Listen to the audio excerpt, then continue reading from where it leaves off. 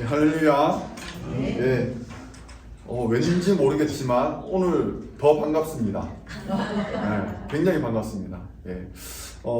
예배 드림이 이렇게 좋은 일인지 요즘에 참 제가 실감하고 있습니다. 지금 우리가 6월 달은 레위기를 통해서 예배가 무엇인지를 좀 살펴보고 있습니다. 그래서 벌써 우리가 4번째 시간 속죄제를 통해서 예배를 알아보려고 하는데요. 그 전에 먼저 여러분들에게 좀 질문을 해야 됩니다. 잘 따라오고 계시는지를 확인해야 되니까요. 자, 우리가 첫 번째 번제를 살폈습니다. 번제를 통해서 우리는 예배란 하나님께 온전히 드리는 전적 헌신이다 라고 말씀을 드렸습니다. 기억하시죠? 예, 예배는 전적 헌신입니다. 우리가 남김없이 하나님께 드리는 것이 예배이다 라고 말씀을 드렸습니다. 자, 두 번째로 우리가 곡식을 드리는 제사, 소제를 다루었습니다. 소제 혹시 기억하십니까? 예, 소제가 무엇입니까? 예, 소제를 통해서 우리가 어떤 교훈을 받았습니까? 하나님께 즐거이 항복하는 시간이다 라고 말씀드렸습니다. 그렇죠? 하나님의 주권을 인정하고 우리가 즐거이 헌신하는 시간이다, 항복하는 시간이다 라고 말씀을 드렸습니다. 자, 우리가 지난주에 화목제를 다루었습니다. 예, 혹시 여러분 이거는 여러분 기억하시면 감사하겠습니다. 지난주였습니다. 2주 전도 아니었습니다. 지난주였습니다. 어떤 우리가 말씀을 받았었느냐? 예, 화목제는 함께 기뻐하는 시간이다 라고 말씀드렸습니다. 함께 기뻐하는 시간. 우리가 예배를 통해서 나 혼자 은혜 받고 나 혼자 기뻐하고 나 혼자 확신을 가지고 돌아가는 게 아니라 예배는 함께 즐거워하고 함께 기뻐하는 것, 하나님과 내가 화목하고 그리고 우리 성도들과 함께 즐거워하는 것, 그것이 바로 예배다라고 말씀을 드렸습니다. 다 기억하시죠? 네. 예, 여러분의 얼굴을 보니까 기억하시는 것 같습니다. 예. 자, 오늘 우리가 4번째 시간입니다. 4번째 시간으로 속죄제를 다룹니다. 자, 속죄제는 그 한 가지의 주제가 있습니다. 회복의 시작이다 라는 것입니다. 회복의 시작이다. 지난주에 미국은 국경일이 하나 있었습니다. 국경일 혹시 다 아시나요? 예, 맞습니다. 예, 준틴스라는 날이 있었습니다. 준틴스. 1863년입니다. 1863년 1월 1일 링컨 대통령이 노예 해방을 선언합니다. 그 노예 해방을 기점으로 해서 남과 북이 서로 갈등을 하고 전쟁을 일으키게 되는 그런 또 지난한 시간들이 지나가지요. 2년 동안 전쟁을 벌였고요. 노예 해방을 주장했던 북부군이 이겼습니다. 그렇죠? 그래서 링컨 대통령이 선언했던 그 노예 해방이 이제는 그 미국 연방의 전국에 이제 영향을 미치게 되었습니다. 그런데 전쟁을 이겼고 노예 해방이 실효가 되었음에도 불구하고 아직까지도 전쟁에 이겼다, 노예 해방이 이제 우리에게 효력이 있다라는 것이 제대로 전해지지 않은 지역들이 있었던 거예요. 그 중에 하나가 텍사스였습니다. 텍사스에서는 전쟁에서 피했음에도 불구하고 남부의 그 세력을 가졌던 사람들이 여전히 노예들을 데리고 있었고 그렇게 자기들의 삶을 살았던 거죠. 우리가 전쟁에서 이겼습니다, 이제 당신들의 해방입니다 라는 소식을 마지막으로 전해준 곳이 바로 텍사스였고 그날이 바로 6월 19일이었습니다. 그래서 6월 19일을 줄여서 티인스라고 부르고요. 이날은 최근까지도 사실 얼마 전까지만 해도 연방 공휴일이 아니었습니다. 연방 휴일이 아니었고 그냥 지나간 날이었는데 얼마 전이었죠. 몇 년 전에 이제 대통령에 의해서 이날이 연방 휴일로 지정이 되고 이제 지금까지 이렇게 지내오게 됩니다. 자, 여러분, 준틴스가 무엇을 얘기합니까? 해방이다라는 거예요. 해방, 노예에서 해방되었다라는 것을 알려주는 날이지요. 그렇죠? 노예의 족쇄가 끊어진 날, 이제는 자유를 얻는 날, 나를 올가매고 있던 것들로부터 자유하는 날이 바로 준틴스였습니다. 최근에 읽었던 글귀가 있는데요. 이런 글귀가 있었습니다. 오늘의 나는 무엇의 노예인가? 재미의 노예, 우울의 노예, 불안의 노예, 노동의 노예, 돈의 노예, 호르몬의 노예, 식탐의 노예, 소비의 노예, 무기력의 노예, 책임감의 노예, 사랑의 노예, 나열할 수도 셀 수도 없이 많은 족쇄들. 누구나 항상 기본으로 몇 개씩은 달고 다니잖아요. 하하.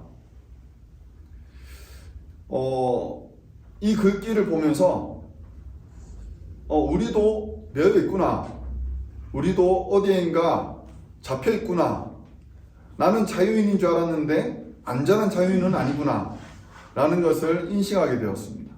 여러분 그렇지 않습니까? 저희 집 아이만 해도 그렇던데요. 얼마나 자유롭게 잘 자랍니까? 그런데 스마트폰의 노예, 친구들의 인정의 노예, 그렇잖아요? 우리 아이들이 그렇던데요. 우리 아이들만 그렇겠습니까? 어쩌면 우리도 마찬가지 아닙니까? 여러분이 보내는 시간들의 상당수는 여러분들이 잡혀있는 것에 의해서 시간을 보내게 됩니다. 여러분들이 지출하는 금액의 상당수는요, 여러분들이 중요하다고 생각하는 그 무엇에 의해서 이렇게 지출이 되고 있는 거지요. 늘 불안하고 항상 쫓기듯 살아가는 현대인들은요, 무언가의 족쇄에 의해서 붙잡혀 살아가는 그런 모습을 가지고 있습니다. 나를 붙잡고 끈질기게 늘어지는 족쇄가 있습니다. 어떤 이들은요, 신분이 문제가 되기도 하고, 어떤 이들은 가족관계가 나를 올가매기도 하고, 어떤 사람은 재정 문제, 어떤 이들은 자기의 삐뚤어져 있는 생각과 그리고 예전에 받았던 깊은 상처가 지금의 나를 왜곡시키는 그런 모습을 가지곤 합니다. 그런데 여러분 그 근간에 파고 들어가면 무엇을 우리가 보게 되느냐? 죄 문제입니다. 결국은 죄가 우리를 올가매고 있던 것을 우리가 발견하는 거지요. 이 족쇄를 끊지 않으면 죄의 악순환이 반복됩니다.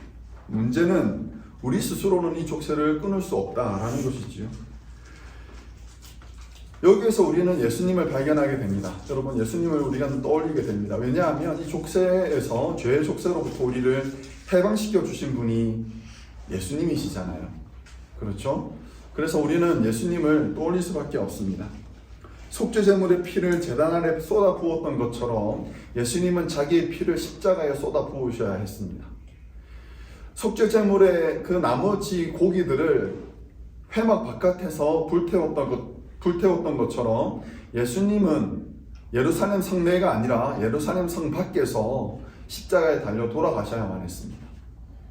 그 속죄제물이 그 제물을 드렸던 사람의 죄를 대신해서 죽었던 것처럼 예수님은 그 사람이 이름을 부르는 성도들의 죄를 짊어지시고 대신해서 죄를 도말해 주셨습니다.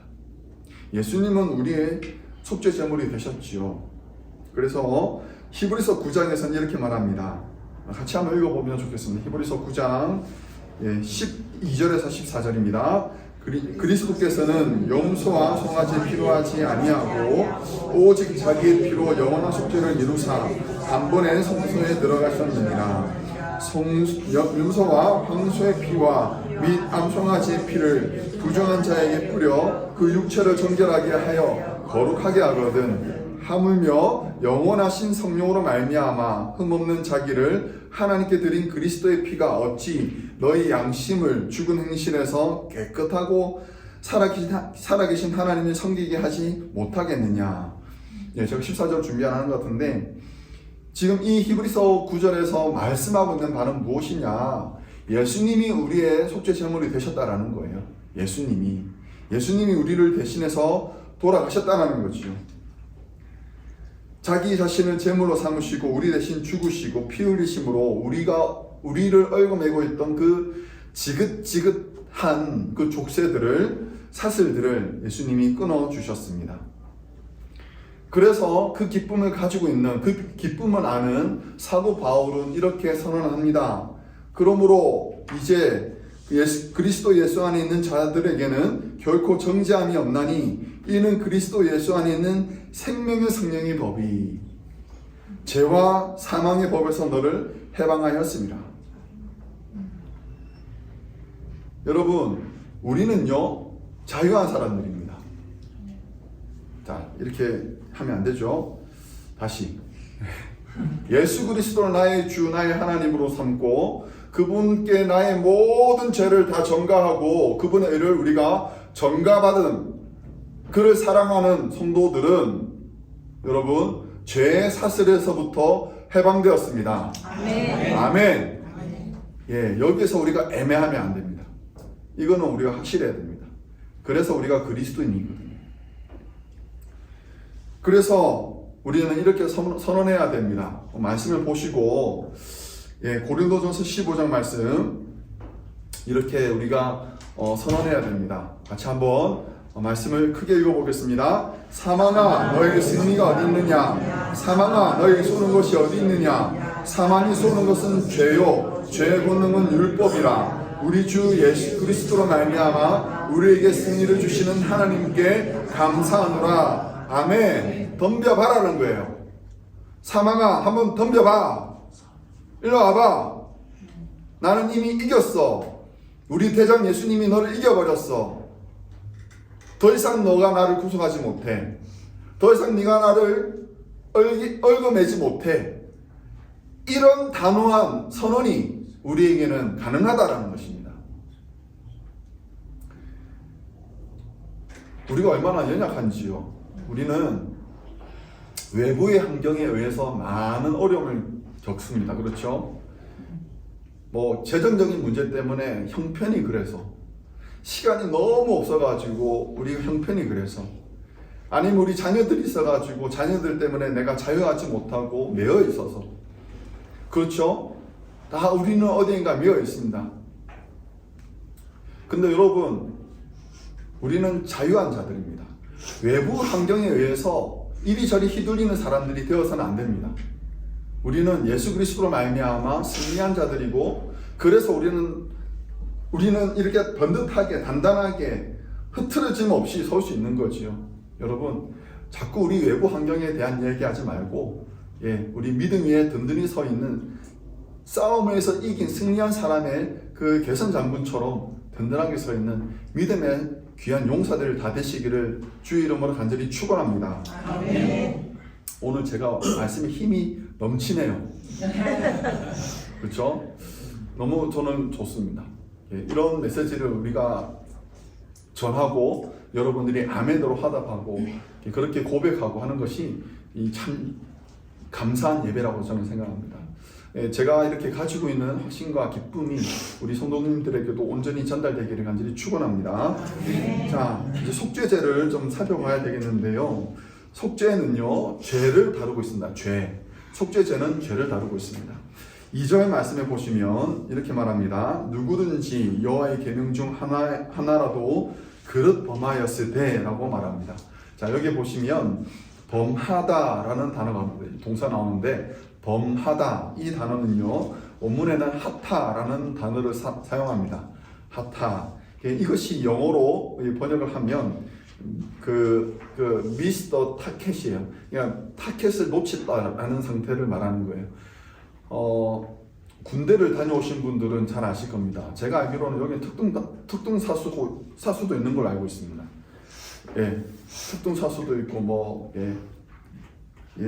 특수부대도 있고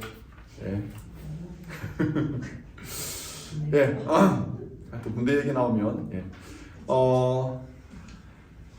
처음 이제 총을 받으면 총 사격을 하게 되는데 0점 사격이라는 것을 합니다. 0점 사격. 그것은 이제 총하고 나하고 맞추는 과정이에요.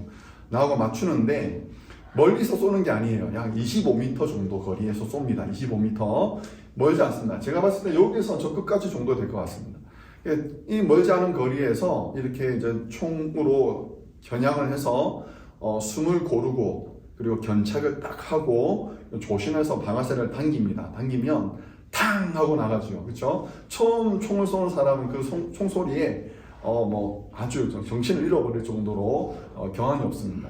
그렇지만 이제 능숙해지고 이게 익숙해지면 총을 정확하게 쏠 수가 있게 되지요. 자, 제가 두 개의 표식제를 가져왔습니다. 여러분 보시면 그 빨간 점 보이시나요 혹시? 네. 빨간 점이 보입니다. 빨간 점, 이 이제 세 발을 쏘고 이 세 발이 가운데 모이면은 잘 쏜 건데 잘 못 쏜 예를 가져온 거예요 지금. 지금 먼저 이걸 보죠. 자, 한 발, 두 발, 세 발 이렇게 쐈습니다. 잘 쐈습니까? 문제가 있는 거죠. 뭐가 문제일까요? 두 발이. 아, 두 발이 벗어났습니까? 네. 예. 특등사수들 대답 안 합니까? 뭐가 문제입니까? 예. 한 곳에 초- 보이지 않았어. 뭐라고요? 한 세 발이 한 곳에 보이지 않았어. 아, 모이지 않았다. 예, 맞습니다. 이게 모이지 않았습니다. 모이지 않아서 잘못 쏜 거예요. 그렇지만 문제의 원인을 얘기를 하면, 자, 이게 위아래로 놓여 있잖아요. 위아래로. 그렇죠? 위아래로 놓여 있는 거는 이제 교관들이 얘기합니다. 뭐가 문제냐? 문제.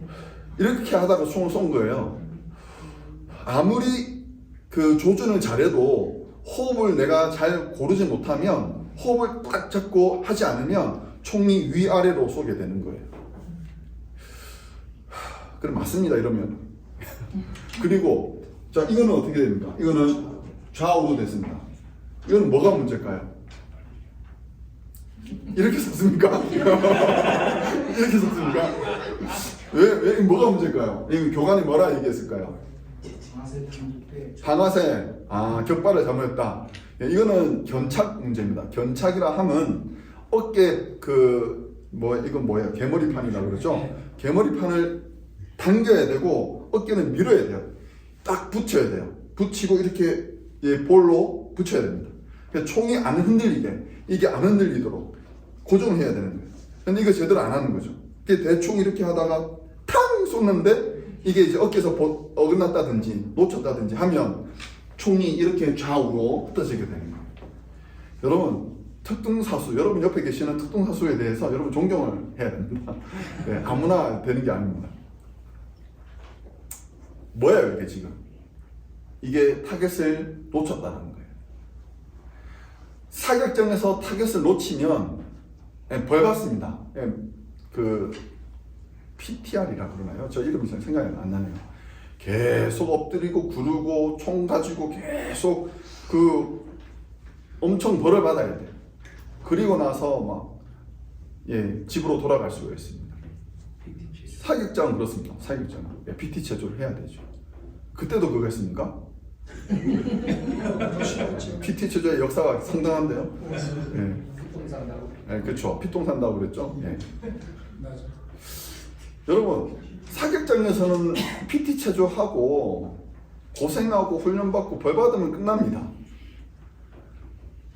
우리 인생에서 하나님 말씀의 기준에 맞추지 못해서 죄를 범하게 되면요, 죄가 관역을 벗어난다는 뜻이라고 말씀드렸잖아요. 그거는 뭡니까? 그거는 죽음입니다. 죄의 결과는 죽음이에요. 죄의 결과는. 이게 사격장과 우리 인생과는 비교할 수 없을 정도로 큰 간격이 있습니다.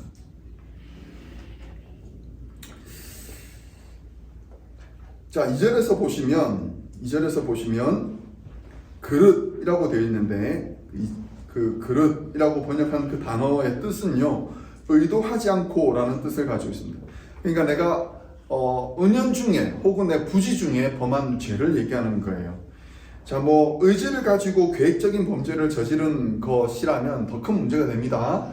그렇지만 지금 속죄서에서 다루고 있는 죄는요, 그런 죄가 아니에요. 내가 살인하고 도둑질하고 거짓말하고 사기치고 이런 얘기가 아니라 나의 연약함으로 인해서 범한 죄들을 얘기하는 거예요.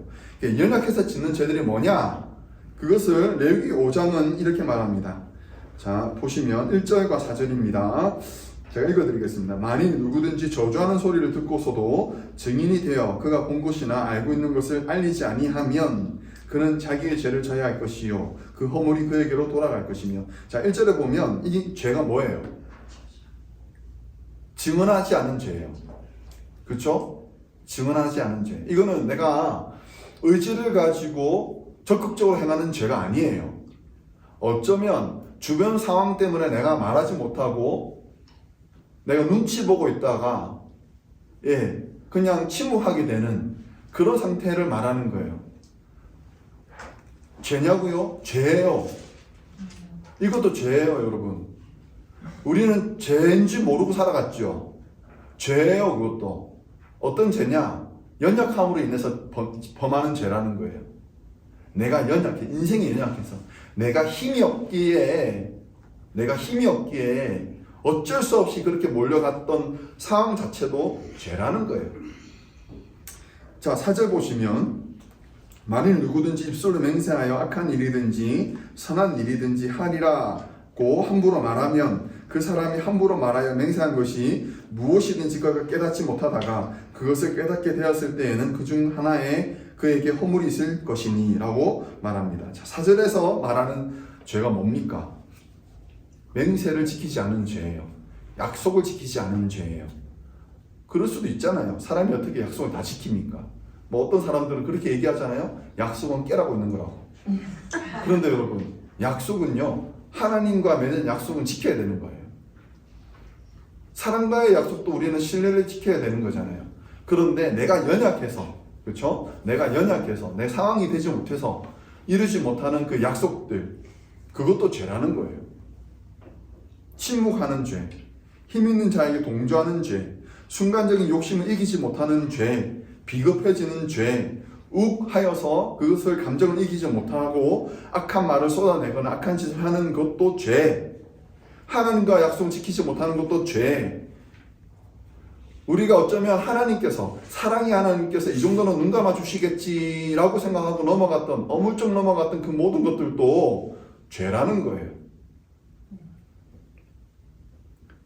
작은 누룩이 빵 전체를 망친다라고 말씀드렸습니다. 사랑하는 성도 여러분, 오늘 우리가 속죄죄를 다루면서 죄를 언급하게 되는데 우리가 경각심을 가져야 합니다. 경각심. 이게 죄가 돼? 라고 생각하는 것들, 혹은 우리가 이 정도는 어물쩡하게 넘어가는 것들, 스스로 용서하고 넘어가는 것들이 있을 수 있어요. 그렇죠? 한 발 물러서는 것들, 이런 것들도 있을 수 있어요. 연약하기 때문에. 뭐 저라고 왜 없겠습니까? 저도 비겁한 순간이 많이 있었습니다. 저도 동조했던 순간이 많이 있었습니다. 그런데 문제는 뭐냐면 그것이 죄인 줄 깨닫게 되었을 때는 그걸 심각하게 다뤄야 된다는 거예요. 죄를 미워하셔야 됩니다. 작은 죄라도 미워해야 됩니다. 그것을 멀리해야 됩니다. 그래서 우리는 치열하게 싸워야 돼요. 죄를 어물쩡하게 넘어가는 것이 아니라 그 작은 죄라도 내가 심각하게 받아들이고 그것을 내가 정리하려고, 그것과 내가 싸우려고 노력을 해야 된다는 거예요. 갈라디아서는 이렇게 말합니다. 그리스도께서 우리를 자유롭게 하려고 자유를 주셨으니, 우리는 자유로운 사람들입니다. 예수 그리스도로 말미암아 우리는 속죄받은 사람들입니다. 그러므로 굳건하게 서서 다시는 종의 멍에를 매지 마라. 이해하셨죠? 그래서 우리는 죄와 싸워야 되는 거예요. 피 흘리기까지 치열하게요. 한치도 물러서지 않고 싸워야 되는 거예요. 총 한 번 쏘는 것도 어렵다 그랬잖아요. 숨을 골라야 되고 견착도 바로 해야 되고 격발도 잘해야 됩니다. 이 모든 것들이 잘 이루어져야지 그 관역을 맞출 수 있어요. 우리의 삶을 사는 것도 그런 치열함을 가지고 살아야 됩니다. 악한 자들이 있는 자리에는 가지 마시기 바랍니다. 악한 일이 이루어지는 것에 대해서는 여러분 동조하지 마시기 바랍니다. 내 신앙 양심에 걸리는 문제가 있다면 그것에 대해서 내가 침묵하지 않고 목소리를 내셔야 됩니다. 그것이 죄와 치열하게 싸우는 사람의 성도의 모습인지를 믿습니다. 다시는 죄의 멍에를 매지 않는 우리 모든 성도 되시기를 주의 이름으로 간절히 축원합니다. 자, 죄를 해결하지 않고는 하나님과 화목할 수 없습니다. 하나님 앞에 설 수가 없습니다. 깨끗하게 씻어야 합니다. 그런데 죄는요, 물로 씻어지지 않습니다. 죄는 뭘로 씻어야 합니까? 피로 씻어야 합니다. 예, 죄는 피로 씻어야 합니다. 이번 주에 제가 그 그릴을 청소했습니다. 그릴. 그 BBQ에 먹는 그릴 있잖아요. 그 그릴을 청소했습니다. 혼자 하긴 역부족이라서 한 분한테 부탁을 해서 둘이서 이제 그릴을 청소했습니다. 그분은 저보다 더 지식이 많은 사람이었습니다. 예, 저보다 더 이제 미국 생활을 더 오래 하셔가지고 거의 아메리칸이었습니다. 그래서 청소하는 법을 잘 알더라고요. 이분이 그 약품을 가져왔습니다. 약품을 가져왔고 그 약품을 그 제 그릴 있던 그 쇠판 있잖아요. 쇠판 다 끄집어내고 밑에 그 불 나오는 그것도 다 끄집어내고 그래서 쟤는 다 긁어내고 버리고 그리고 이제 기름때를 제거를 하는데요. 기름때가 와 그렇게 찌든 건지 몰랐습니다. 진짜 독하더라고요. 아무리 이거 약품을 뿌리고 긁고 해도 잘 지워지지 않아요. 한 2시간 했습니다. 2시간 동안 두 사람이서 열심히 했습니다. 거의 다 했어요. 정말 뭐 열심히 했습니다. 그 그릴 청소하고 난 다음에 이제 저를 보니까 뭐 범벅이더라고요. 그 이제 기름때 범벅, 손하고 뭐 전혀 왜 여기는 왜 묻었을까 싶은 곳에도 다 묻어 있더라고요. 그래서 이제 다 청소했으니까 이제 집에 가야죠. 그래서 씻어야 되는데 안 씻겨요 이게. 네, 요 팔하고 여기는 묻었었는데 왜 묻었는지 이해가 안 되는 부분이 여기였거든요. 하여튼 다 묻었는데 이거를 막 하는데 물로 씻어도 안 씻겨요. 그게 나중에 저 같이 일했던 그 분이 하는 말이 목사님 그걸 안 지워줘요 그러더라고요. 그럼 진작에 얘기하지. 그게 하는 말이 그걸 안 지워줘야 하더니 우리가 처음 청소했던 그 약품 있잖아요. 그거를 가져와가지고 물로 약간 희석한 다음에 여기다 씻으세요 그러더라고요. 그게 씻었더니 진짜 그게 거짓말처럼 그 깨끗하게 씻겨졌습니다. 깨끗하게. 그 나중에 여러분 필요하시면 제가 그게 어떤 상품인지 알려드리겠습니다. 여러분 알고 보니까 그게 성분이 뭐냐면 기름이에요. 기름이었어요. 기름. 그러니까 그러면서 이 친구가 저한테 명언을 알려줬습니다. 기름은요 기름으로 지어야 돼요. 그러더라고요. 기름은 기름으로 지어야 돼요. 우리 하나님 진짜 오늘 우리 속죄제 말씀 전한다고 딱 그런 상황을 주신 것 같은데 기름은 기름으로 지어야 된대요. 여러분 죄는요 죄 삭은 사망입니다. 그렇죠? 죄 삭은 사망이고 생명이 요구됩니다. 죄의 문제를 해결하기 위해서는 뭘로 지어야 됩니까? 그 얼마 되지 않는 나의 알량한 선행으로 죄가 지어지는 게 아니에요. 다른 방법으로 나의 잘못을 허물을 덮으려 해서는 안 됩니다. 죄는요 피로 씻어요. 그래서 우리에게는 대속죄물이 필요하고요. 우리를 위해서 기꺼이 예수님께서 내가 너의 대속죄물이 되어줄게 하고 십자가에 달려 돌아가셨던 것입니다. 우리에게는요 예수님이 필요합니다. 우리에게는 예수님이 필요합니다. 예수님 없이는 우리는 설 수가 없습니다. 예수님의 피가 우리의 죄를 씻어주셨습니다.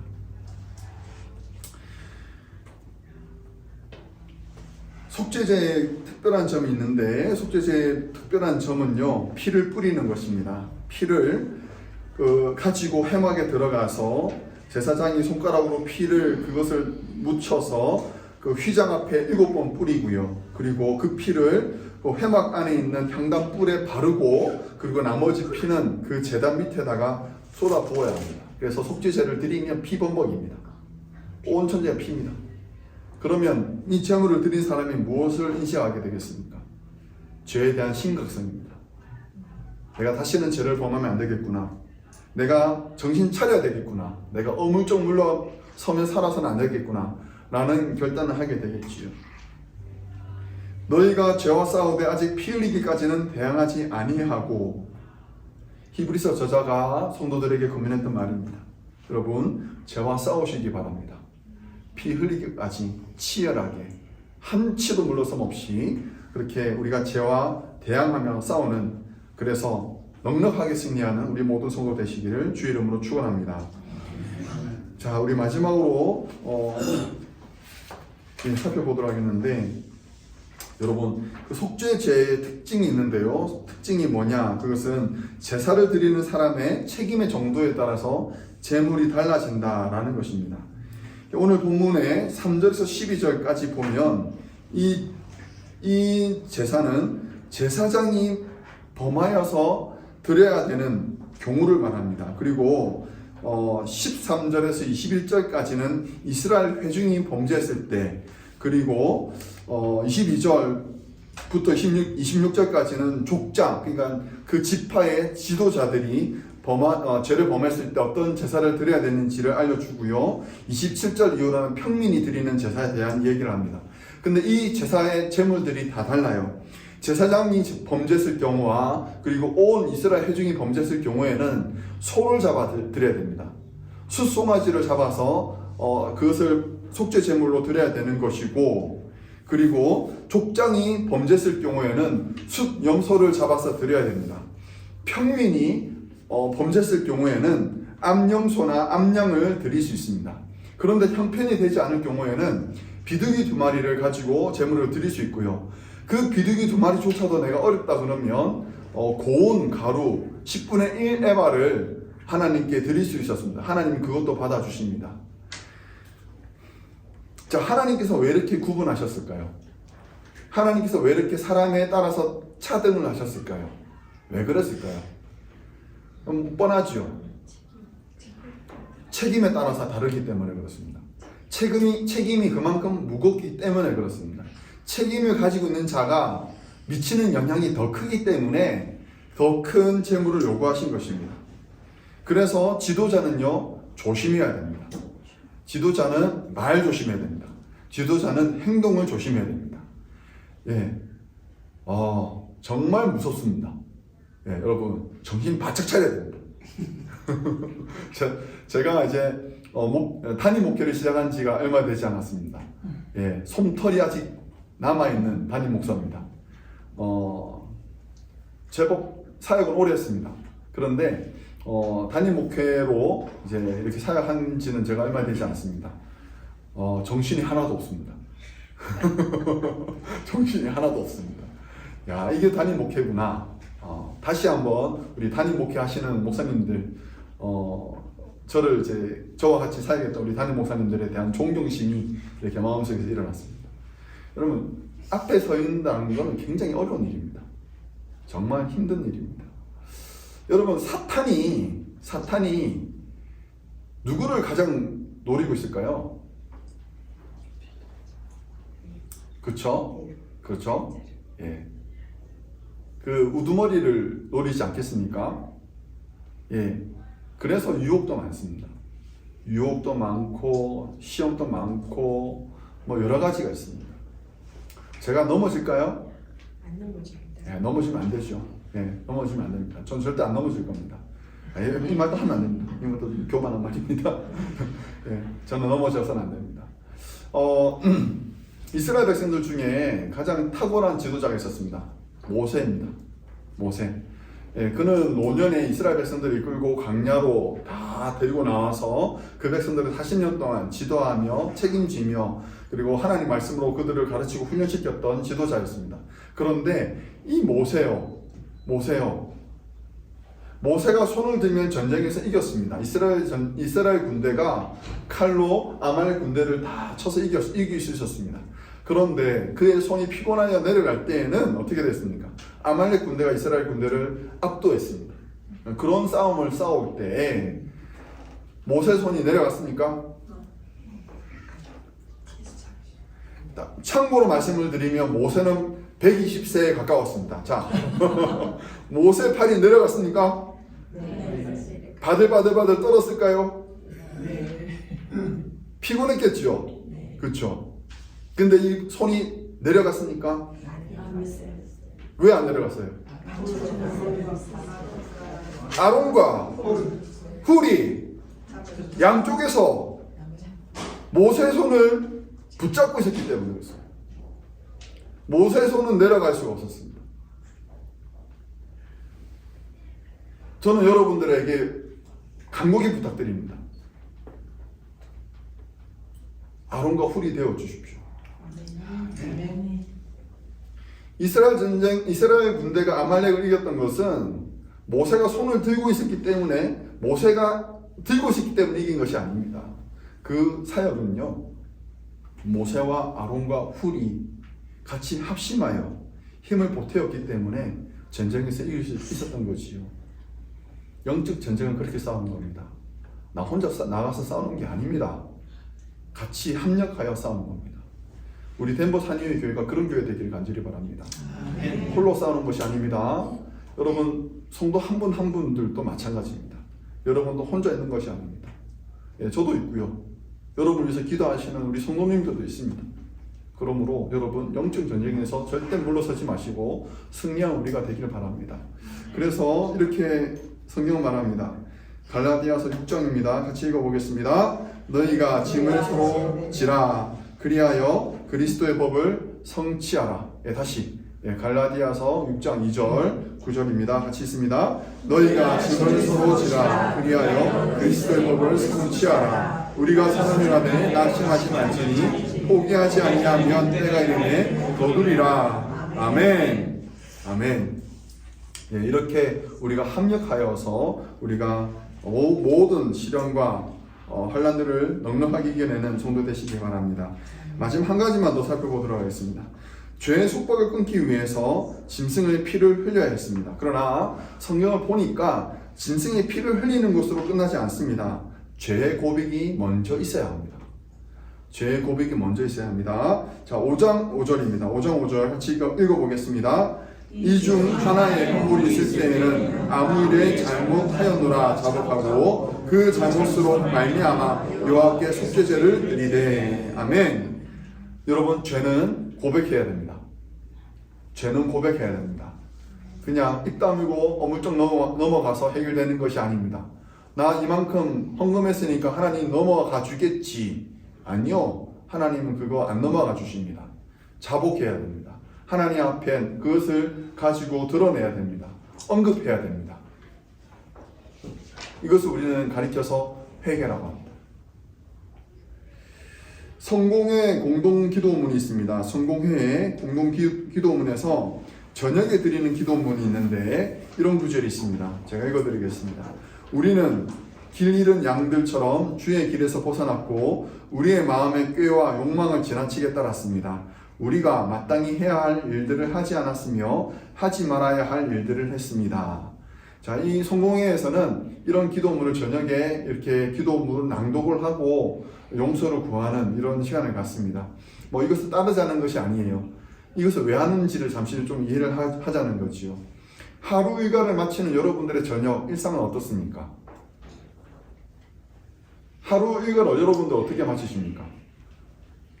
소파에서 마치지 않습니까? 아니면 침대에 누워서 스마트폰과 함께 하루를 마치지 않습니까? 우리의 하루의 일과가 어떤 모습으로 마쳐야 될까를 생각한다면 그것보다는 이게 더 낫지 않을까요? 내가 오늘 연약하여서 마땅히 해야 될 일들을 하지 않았던 거에 대해서 하나님께 용서를 구하고, 내가 연약해서 마땅히 하면 안 되는 일들을 내가 경솔하게 함으로 말미암아 범한 죄에 대해서 하나님께 용서를 구하는 것. 내가 용기가 없어서 내가 바로 서지 못했던 부분들에 대해서 하나님께 용서를 구하는 것. 하나님의 말씀이 아닌 내 꾀와 욕망을 쫓아가며 하루를 보내었던 것에 대해서 내가 하나님과 해결하는 것, 회개하며 기도하는 것, 그것이 우리에게 필요한 건 아닐까요? 사도 요한은 이렇게 말합니다. 만일 우리가 우리 죄를 자백하면 그는 미쁘시고 의로우사 우리 죄를 사하시며 우리를 모든 불의에서 깨끗하게 하실 것이요. 자백하면 용서받는다 합니다. 우리가 인정하면 용서받는다고 합니다.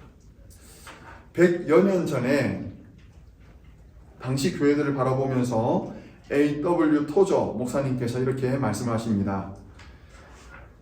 저는 이 말씀이 오늘날에도 여전히 유효하다고 생각이 듭니다. 사람들이 예배를 드리겠다고 생각하면서 예배하지만 하나님이 그것을 받지 않으실 수도 있다. 이런 예배를 가리켜 나는 가인의 예배라고 부르고 싶다. 왜냐하면 하나님은 가인의 예배를 거부하고 정죄하셨기 때문이다.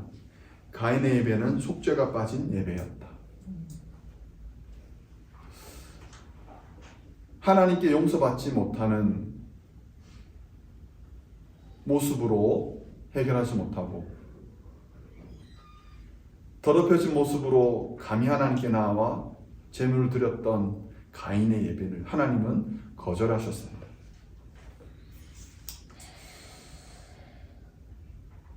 우리가 죄에 대해서 엄격하시기를 바랍니다. 기준을 좀 높입시다. 기준을. 우리가 성도로서 살아가는 삶의 기준을 좀 높입시다. 허들을 더 높여도 됩니다. 여러분, 기준이 높으면 퀄리티가 좋아집니다. 우리 기준을 좀 높일 필요가 있습니다. 기준을 높이고 내가 범한 죄들에 대해서 그것을 인정하고 하나님께 회개하여 기도하는 것, 그것이 우리에게 필요하다라고 생각합니다. 그것이 해결이 되고 내가 먼저 나의 죄를 자복하고 용서를 받고 내가 예수 그리스도께서 나를 위해서 흘리셨던 그 피의 권능을 믿고 담대히 이 자리에 나왔습니다. 그렇죠? 이 예배는 우리 하나님께서 받으실 줄 믿습니다. 오늘 제가 오늘 이 PPT로 사실 부탁을 드려서 먼저 이렇게 보여드렸는데, 우리가 예배를 드리기 전에 한 주 동안 우리에게 베풀어 주신 하나님의 은혜에 대해서 감사하는 것과 동시에 내가 연약하여서 범하였던 죄들에 대한 하나님께 회개함이 먼저 있어야 됩니다. 그게 먼저 있어야 됩니다. 그것을 해결해야 됩니다. 그래서 앞으로 그렇게 하려 합니다. 여러분 간절히 부탁드립니다. 예배를 드리기 전 10분 아니 5분이라도 먼저 일찍 오셔서 먼저 반가운 사람들과 인사하시는 건 다 하시고 하나님과 해결하시기 바랍니다. 이 자리에 앉으셔서 하나님, 죄인 왔습니다. 하나님, 지난 한 주 동안 말씀대로 살려고 살았는데 내가 연약해서 내가 힘이 없어서 하나님께 범죄했습니다. 용서하여 주십시오.